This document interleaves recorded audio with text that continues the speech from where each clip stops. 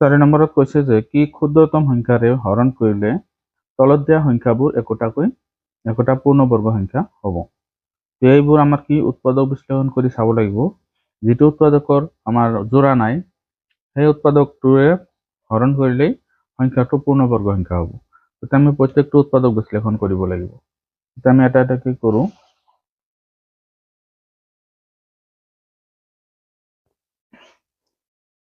প্ৰথমে 1 নম্বৰত আছে 450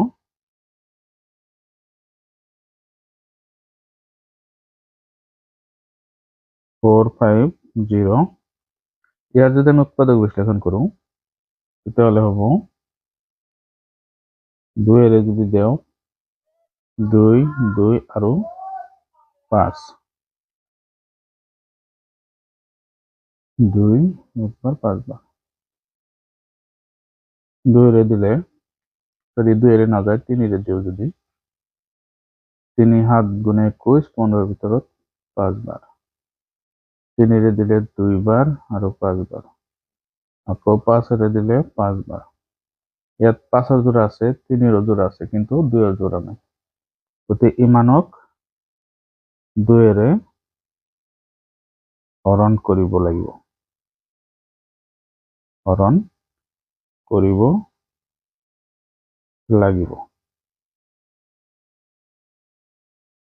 এতিয়া 2 নম্বৰত লওঁ 2 নম্বৰত আছে 972 972 যদি আমি উৎপাদক বিশ্লেষণ কৰোঁ 972 2 এৰে দিলে হ'ব 4 8 6 2 এৰে দিলে 2 4 3 আকৌ 3 এৰে দিলে 8 1 3 এৰে দিলে 27 3 এৰে দিলে 9 3 এরে 3 3 এর এক জোড়া 2 জোড়া আর 2 এর একটা জোড়া এই 3 এর একটা জোড়া নাই যদি এই 3 এরে আমি যদি হরণ করি এই সংখ্যাটা পূর্ণবর্গ সংখ্যা হ'ব 3 এরে হরণ কৰিব লাগিব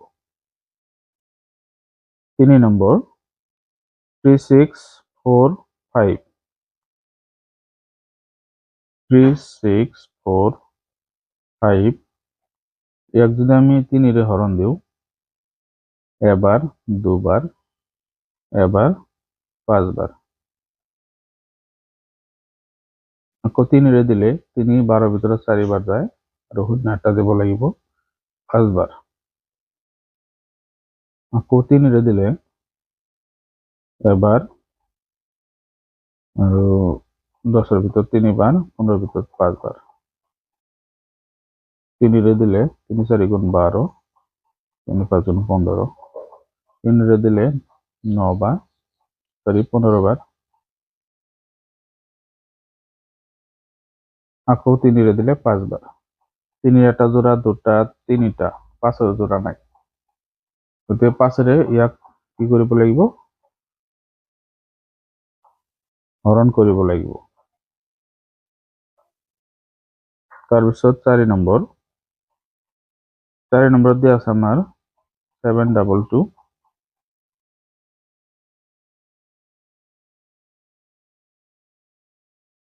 2 এৰে হৰণ কৰিলে 3 বাৰ 6 বাৰ এবাৰ ইয়াত 19 বার যাব গতিকে 19 এর জোড়া আছে কিন্তু 2 এর জোড়া নাই গতিকে 722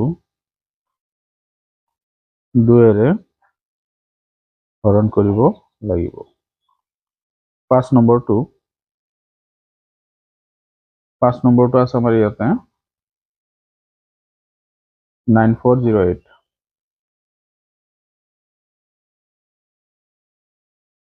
ইয়াৰ যদি উৎপাদক বিশ্লেষণ কৰোঁ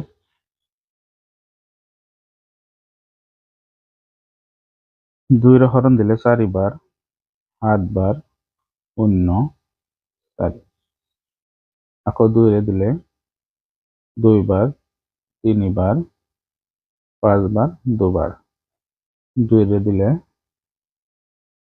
এবার 7 বার 6 বার 2 এরে দিলে 5 8 8 2 এরে দিলে 2 9 4 2 1 4 7 আকৌ এতিয়া যদি 3 দেও 3 4 9 7 7 গতিকে ইয়াত 7 জোড়া আছে 2 1 জোড়া 2 জোড়া 3 জোড়া 3 ইয়াক হৰণ কৰিব 3 জোড়া নাই গতিকে 9408 এইটোক 3 হৰণ কৰিব লাগিব তাৰপিছত 6 নম্বৰত আছে আমাৰ 3072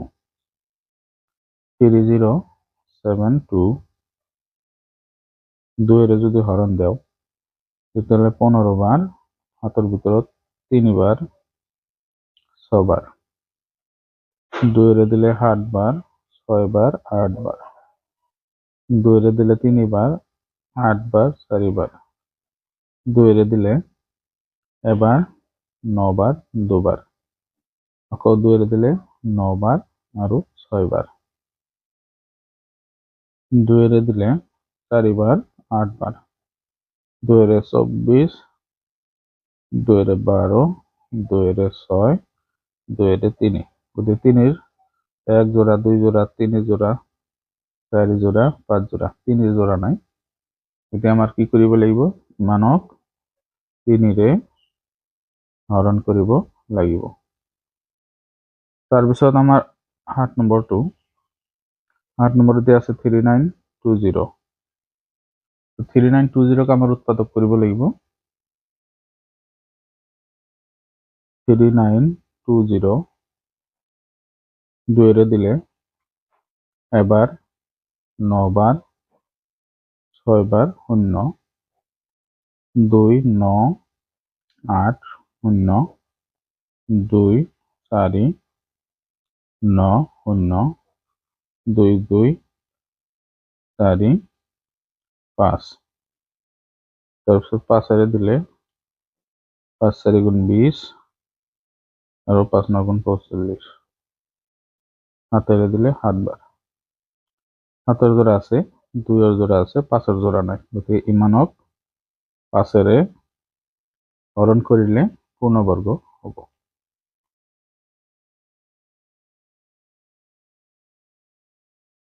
8 নম্বৰটো লও 8 নম্বৰত আছে 25920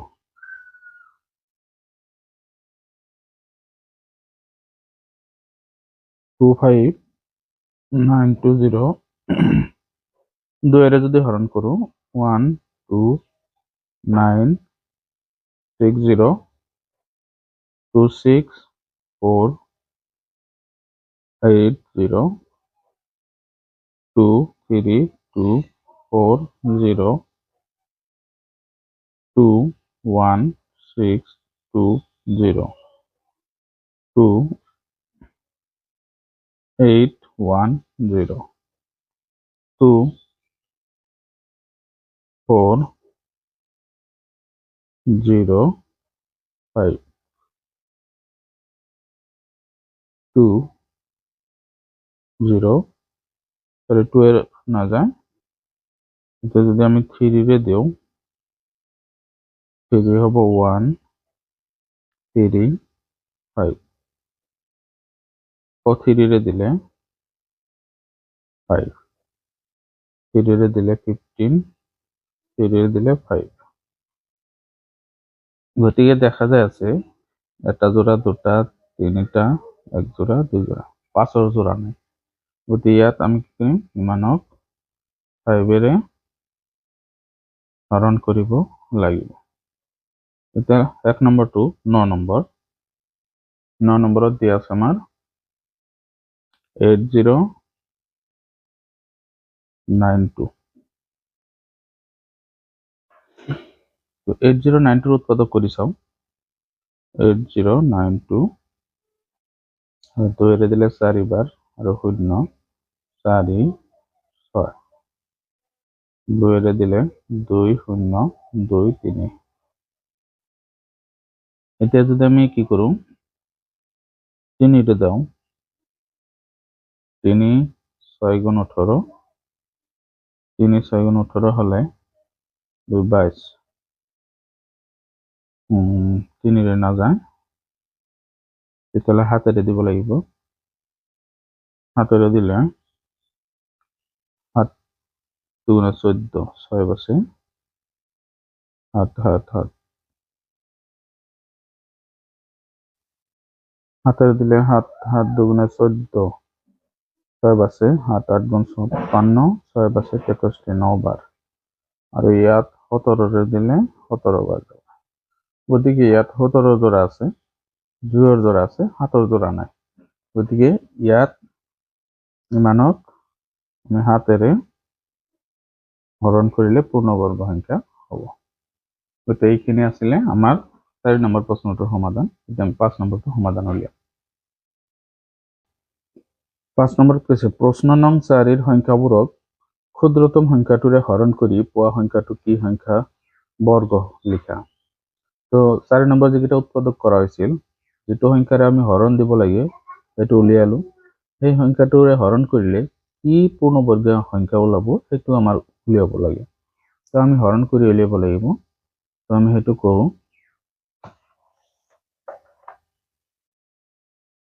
তো ইয়াতে 5 নম্বৰৰ 4 নম্বৰখিনি লিখি লৈছো প্ৰথমতে। এইখিনি আছিলে যে 2 এৰে হৰণ কৰিলে পূৰ্ণবৰ্গ হ'ব। এতিয়া 2 এৰে আমি হৰণ কৰি চাম কি পূৰ্ণবৰ্গ সংখ্যাটো উলিয়াই।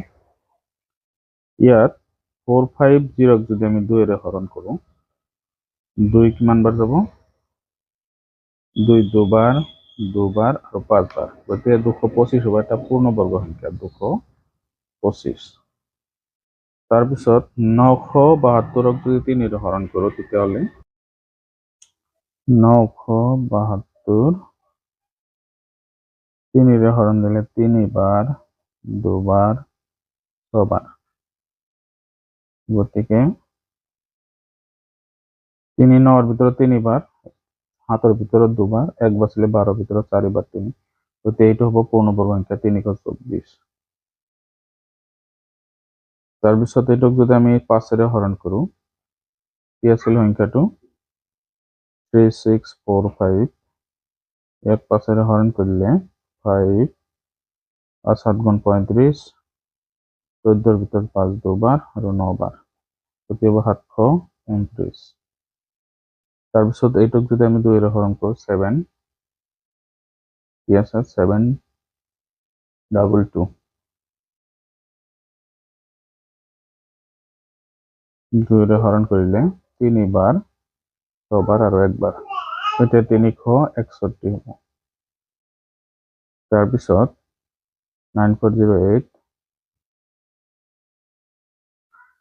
ইয়াক যদি 3 এৰে হৰণ কৰো 3 বাৰ, এবাৰ, 3 বাৰ আৰু 3 6 বাৰ। এটা 3136।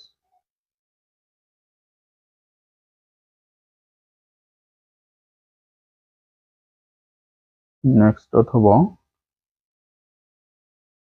3072। ইয়াক যদি আমি 3 এৰে হৰণ কৰো 10 বাৰ, দুবাৰ আৰু 12ৰ ভিতৰত 4 বাৰ।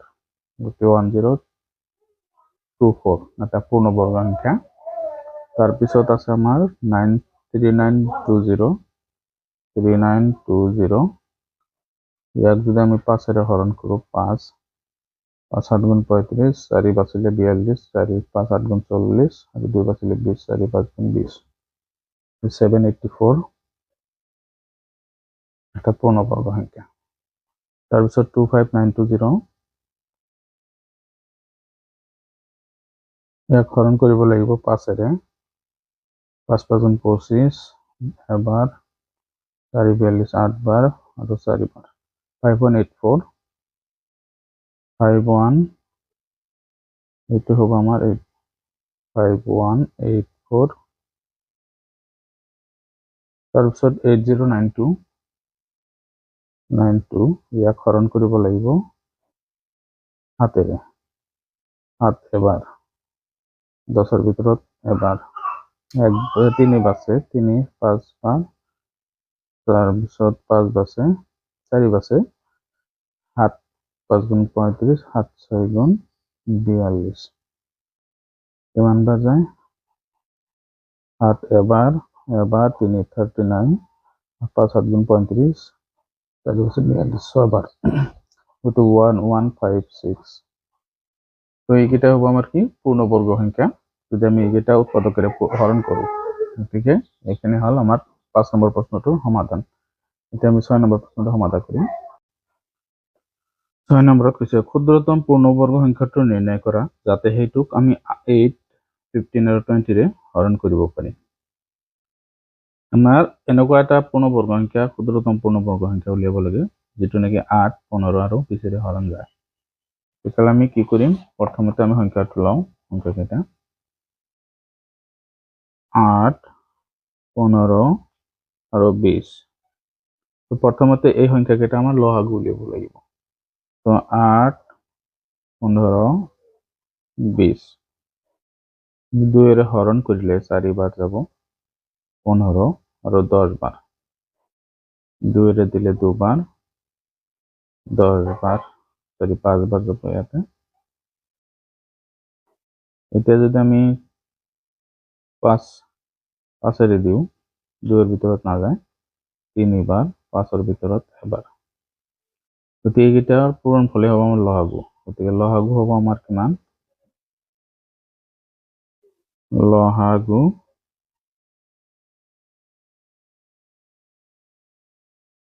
2 পূৰণ 2 পূৰণ 2 পূৰণ 3 পূৰণ 5, এটি হ'ব 120। যদি আমি 120ক উৎপাদক কৰো তেতিয়াহ'লে এইকেইটা উৎপাদক পাই আছো আমি। এতিয়া এইকেইটা উৎপাদকৰ ভিতৰত আমাৰ জোড়া কোনকেইটাৰ নাই, এতিয়া এইটোৰ জোড়া আছে, এটা জোড়া আছে, কিন্তু 2 এৰ জোড়া নাই, 3 আৰু 5 এর জোড়া নাই। গতিকে এইটা আমি জোড়া বনাব লাগিব। গতিকে সংখ্যাটো আমাৰ কি হ'ব, এতেকে 8 15 আৰু 8 15 20 এৰে হৰণ কৰিব পৰা ক্ষুদ্ৰতম পূৰ্ণবৰ্গ সংখ্যাটো হল, আমি কি কৰিম 2 এৰ জোড়া আছে এটা, 2 এৰ জোড়াটো ললো, এই 2 এৰ জোড়া বনাই আমি আৰু এটা 2 ললো, 3 এৰ এটা জোড়া বনাই 3 আৰ এটা ললো, আৰু 5 এৰ এটা জোড়া বনাই 5 আৰু এটা ললো। এইটা পূরণ করার পিছত আমি পাম 3600। এই সংখ্যাটো এটা পূর্ণবর্গ সংখ্যা ক্ষুদ্রতম, যেটো নাকি আমি 8 15 আৰু 20 ৰে হৰণ কৰিব পাৰি। তো এইটাই আমাৰ অ্যান্সাৰ। এটা আমি 7 নম্বৰ প্ৰশ্নটা সমাধান কৰি। ইয়াৰ 7 নম্বৰ কৈছে 15 20 আৰু 25 এৰে হৰণ যোৱা ক্ষুদ্ৰতম পূৰ্ণবৰ্গ সংখ্যাটো নিৰ্ণয় কৰা। তেতিয়াহ'লে এইটোৰ সেই একেধৰণে আমি এইকেইটাৰ আমি লসাগু উলিয়াব লাগিব। উৎপাদক বিশ্লেষণ কৰো। আমি এইকেইটাক সমান এটা সংখ্যাৰ হৰণ দিওঁ, সেইটো হল 5, 3 বাৰ যাব 4 বাৰ যাব 5 বাৰ। গতিকে ইয়াত আকৌ আমি যদি 2 এৰে হৰণ দিওঁ, ইয়াত 2 বাৰ যাব 5 এৰ ভিতৰত না যায়, এইকেইটাৰ ভিতৰত না যায় তেনেকুৱাই থাকিব। গতিকে এইকেইটা আমি উৎপাদক পাব। গতিকে লসাগুটো আমাৰ কি হ'ব, লসাগু 2 পূরণ 2 3 পূরণ 5 পূরণ 5। গতিকে এইকেইটা পাম আমি 12, 5 12 গুণ 60, 5 300 হ'ব 300। গতিকে 300 সংখ্যাটো আমাৰ কি হয়, লসাগু হয়। এতিয়া কথাটো হল যে এইকেইটাৰ ভিতৰত জোড়া নাই কাৰ, 5 এৰো জোড়া আছে 2 এৰো জোড়া আছে, অকল 3 এর জোড়া নাই। গতিকে 3টো আমি যদি বঢ়াই দিওঁ তেতিয়াহ'লে সংখ্যাটো আমি পাম এতেকে ক্ষুদ্রতম পূর্ণবর্গ সংখ্যাটো হল, ক্ষুদ্রতম পূর্ণবর্গ সংখ্যাটো হল 2 পূরণ 2 পূরণ 3 পূরণ 3 5 পূরণ 5। 3 আমি এটা বড়াই লৈ আমি জোড়া বনাই দিলো। গতিকে এইকেইটা পূরণ করার পিছত আমি পাম 900 সংখ্যাটো পাম, কারণ 3 আৰু এটা পূরণ করে 3 3 গুণ 900 হ'ব। এইটি হ'ব আমার ক্ষুদ্রতম পূর্ণবর্গ সংখ্যা, যেটো নাকি 15 20 আৰু 25 এৰ হৰণ যায়। এইখিনি আছিল 7 নম্বৰ প্ৰশ্নটোৰ সমাধান। এতিয়া আমি 8 নম্বৰটো সমাধান কৰিম। এতিয়া কৈছে যে 18 12 আৰু 8 এৰে বিভাজ্য ক্ষুদ্ৰতম পূৰ্ণবৰ্গ সংখ্যাটো নিৰ্ণয় কৰা। ঠিক সেইটোৰ দৰে আমি কৰিব লাগিব। ইয়াত 18 সংখ্যাকেইটা হ'ল 18, 12 আৰু 8। গতিকে 18, 12, 8ৰ উৎপাদক কৰিলে 2, 2 দিলে 9 বাৰ, 6 বাৰ, 4 বাৰ। আকৌ যদি 2 দিও 9ৰ ভিতৰত নাযায় 3 বাৰ, 2 বাৰ। এটা 3 দিলে 3 বাৰ, এটা বাৰ 2-ৰ ভিতৰত নাযায়। গতিকে এইকেইটা হ'ব আমাৰ লহাগুৰ। লহাগু হ'ব লহাগু 2 পূৰণ 2 পূৰণ 2 পূৰণ 3 পূৰণ 3। গতিকে ইয়াত 2-ৰ এটা জোড়া আছে, 3-ৰ জোড়া আছে, 2-ৰ এটা জোড়া নাই। যদি এই সংখ্যাটোৰে পূৰণ কৰিলে 2 সংখ্যাটোৰে আৰু এটা 2 ললে সংখ্যাটো এটা পূৰ্ণবৰ্গ সংখ্যা হ'ব। ইয়াত লহাগু কিমান হ'ব? 4, 8, 3 8 গুণ 24, 3 24 গুণে কিমান হ'ব? 72। ঠিক আছে, এইটো হ'ল আমাৰ লহাগু। এতিয়া থেকে ক্ষুদ্ৰতম পূৰ্ণবৰ্গ সংখ্যাটো হ'ব পূৰ্ণবৰ্গ সংখ্যাটো হল এইটো হ'ব আমাৰ 2 into 2 into 2 into 3 into 3 into 2 হলো 3 হলো গুণ 48, 48 3 গুণ কিমান হ'ব? 3 8 গুণ 24 4, 3 4 গুণ 12, 14। গতিকে সংখ্যাটো হ'ব 144। 144 সংখ্যাটো হ'ব। এতিয়া এইটো আছিল 8 নম্বৰ প্ৰশ্নৰ সমাধান। এতিয়া আমি 9 নম্বৰটো সমাধান কৰিম। কুৱেশ্যন নম্বৰ 9ত কৈছে এটা ক্ষুদ্ৰতম পূৰ্ণবৰ্গ সংখ্যাটো নিৰ্ণয় কৰা যিটো 12, 15 আৰু 20ৰে বিভাজ্য হয়। তেনেকুৱা সংখ্যা আমাৰ উলিয়াব হলে তেতিয়াহ'লে আমাৰ কি কৰিব লাগিব? এইকেইটাৰ লসাগু উলিয়াব লাগিব প্ৰথমতে। 12, 15 আৰু 20। তেতিয়াহ'লে আমি যদি 2ৰে হৰণ দিওঁ তেতিয়াহ'লে 6 বাৰ যাব, 15ত নাযায়, আৰু ইয়াত 10 বাৰ, আৰু ইয়াত 2ৰে 3 বাৰ, 15ত নাযায়, 10ত 5 বাৰ, ইয়াত 3ৰে দিলে এবাৰ, 5 বাৰ, আৰু ইয়াত নাযায় 5। গতিকে ইয়াত হ'ব কি? 5ৰে দিলে ইয়াত 1 বাৰ। গতিকে লসাগুটো আমাৰ কি হ'ব? যে 12, 15 আৰু 20ৰ লসাগু হ'ব লসাগু হ'ব 2 পূৰণ 2 পূৰণ 3 পূৰণ 5। গতিকে ইয়াত হ'ব আমাৰ কিমান? 2 দুগুণে 4, 3 4 গুণ 12, 5 12 গুণ 60। গতিকে ইয়াত আমাৰ সেই সংখ্যাটো যিটো পূৰ্ণবৰ্গ সংখ্যা উলিয়াব দিছে সেই সংখ্যাটো আমাৰ কি হ'ব? এইটো উলিয়াব লাগে। গতিকে ইয়াত আমাৰ 2ৰ জোড়া আছে কিন্তু 3ৰ জোড়া নাই। গতিকে আমি সংখ্যাটো নিৰ্ণয় কৰিম। এতেকে পূৰ্ণবৰ্গ সংখ্যাটো হল বৰ্গ সংখ্যাটো হল ইয়াত আমাৰ 2 পূৰণ 2 পূৰণ 3 পূৰণ 3 আৰু 5ৰ জোড়া নাই, তো 5 পূৰণ 5। গতিকে এইখিনি হ'ব আমাৰ 2 দুগুণে 4, 9 আৰু 25। 4 9 গুণ 36 আৰু 25 পূৰণ কৰিলে কি হ'ব? সংখ্যাটো উলিয়াব পৰা যাব। তো 36 আৰু 25, 5 6 গুণ 30, হাতত 3, 5 3 গুণ 15, 3 18, 2 6 গুণে 12, 2 2 দুগুণ 3 গুণ 6, আৰু হাতেৰ 7 শূন্য 10ৰ 0 8 1 9 900 হ'ব। গতিকে এইটো হ'ব সংখ্যাটো 900 পূৰ্ণবৰ্গ সংখ্যাটো। এইখিনি আছিল 9 নম্বৰ প্ৰশ্নৰ সমাধান। এতিয়া আমি 10 নম্বৰ প্ৰশ্নটোৰ সমাধান উলিয়াম। 10 নম্বৰ প্ৰশ্নত কৈছে যে দুটা অংকৰে গঠিত আটাইতকৈ ডাঙৰ পূৰ্ণবৰ্গ সংখ্যাটো নিৰ্ণয় কৰা, 3টা অংকৰে গঠিত বৃহত্তম পূৰ্ণবৰ্গ সংখ্যাটো নিৰ্ণয় কৰা, আৰু 3টা অংকৰে গঠিত ক্ষুদ্ৰতম পূৰ্ণবৰ্গ সংখ্যাটো নিৰ্ণয় কৰা। এতিয়া কথা হল যে দুটা অংকৰে গঠিত আটাইতকৈ ডাঙৰ পূৰ্ণবৰ্গ সংখ্যাটো হ'ব 81। দুটা অংক থাকিব লাগে। ইয়াত 8 আৰু 1 এটা অংক, গতিকে 9 9 গুণ 81 আমি 81 পাম। এটা এটা পূৰ্ণবৰ্গ সংখ্যা। তাৰপিছত 3টা অংকৰে গঠিত আটাইতকৈ বৃহত্তম পূৰ্ণবৰ্গ সংখ্যাটো হ'ব 961, কাৰণ ইয়াত 3টা অংক আছে, ইয়াতকৈ বেছি হলে 1000ৰ ওপৰত গলে 4টা অংক হ'ব। গতিকে এইটো হ'ব আমাৰ পূৰ্ণবৰ্গ সংখ্যা। আৰু লাষ্টত 3টা অংকৰে গঠিত ক্ষুদ্ৰতম পূৰ্ণবৰ্গ সংখ্যাটো কি হ'ব? এইটো হ'ব আমাৰ 100, 10 10 গুণ 100। গতিকে এইটো হ'ব আমাৰ ক্ষুদ্ৰতম পূৰ্ণবৰ্গ সংখ্যা যেটো নাকি 3টা অংকৰে গঠিত। এইখিনি আছিল 10 নম্বৰ প্ৰশ্নটোৰ সমাধান। গতিকে এইখিনিতে সমাপ্ত হল।